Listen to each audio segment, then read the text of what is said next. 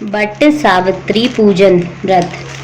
But Savitri व्रत जेठ मास की अमावस्या को होता है। इसमें नेत्रदोषी से 3 दिन तक उपवास रखते हैं, हवन किया जाता है तथा बड़ की पूजा की जाती है। भीगे चने, कुक्कू, चावल, फूल, फल, दक्षिणा आदि चढ़ाकर कच्चा सूत बड़ को लपेटकर परिक्रमा की जाती है। बड़ के पत्ते के गहने बनाकर पहनना चाहिए। कल्पना निकाल कर कहानी सुनना चाहिए। कथा।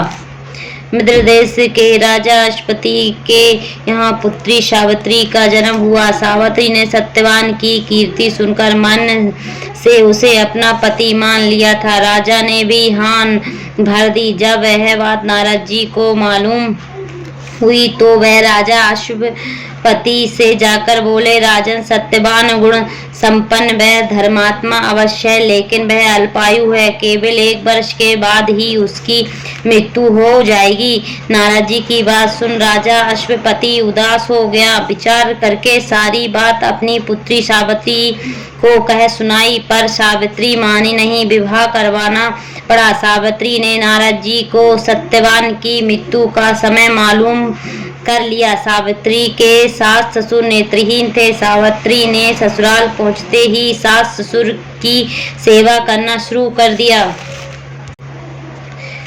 उसने जब जाना कि पति की मृत्यु का समय नजदीक है, तब सावित्री ने 3 दिन पूर्व से ही उपवास शुरू कर दिया। मृत्यु के 3 दिन नित्य की भांति सत्यवान लकड़ी काटने जाने लगा। तब सावित्री भी सास ससुर की आज्ञा से सत्यवान के साथ चली गई। सावित्री जंगल में जाकर लकड़ी काटने लगी। तब सत्यवान एक पेड़ की छाव में सो गया।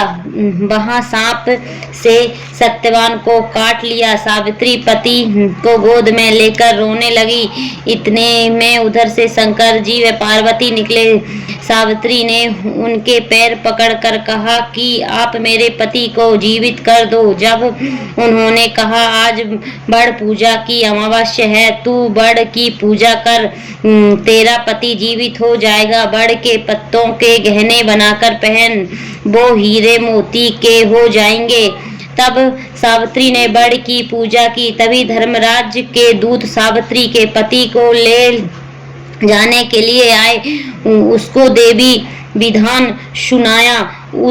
उसकी निष्ठा और पति प्रेम को देखकर उन्होंने सावित्री को वर मांगने को कहा।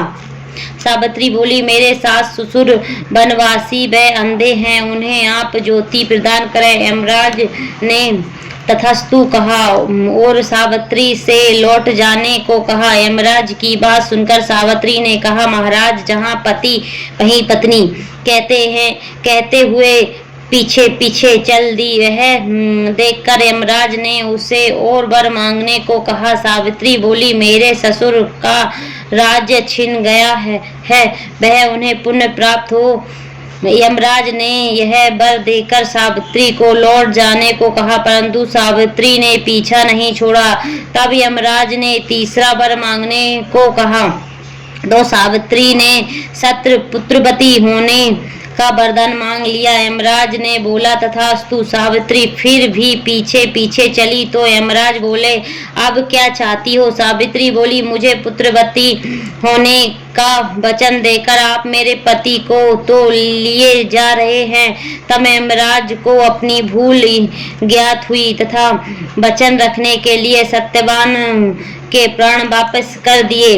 सावित्री उस बड़ के पेड़ के पास आई जहां उनके पति का मृत्यु शरीर पड़ा था। उसने जीवन का संचार हुआ तथा सत्यवान उठकर बैठ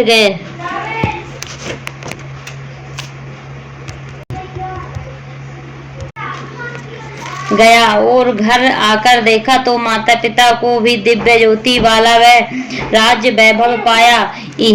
इसके बाद सत्यवान सावित्री ने 100 पुत्रों के साथ चिरकाल तक अखंड सौभाग्य का राज सुख को प्राप्त किया। जिस तरह सावित्री को पुत्र सुख व अखंड सौभाग्य दिया, भगवान वैसा सभी को दो।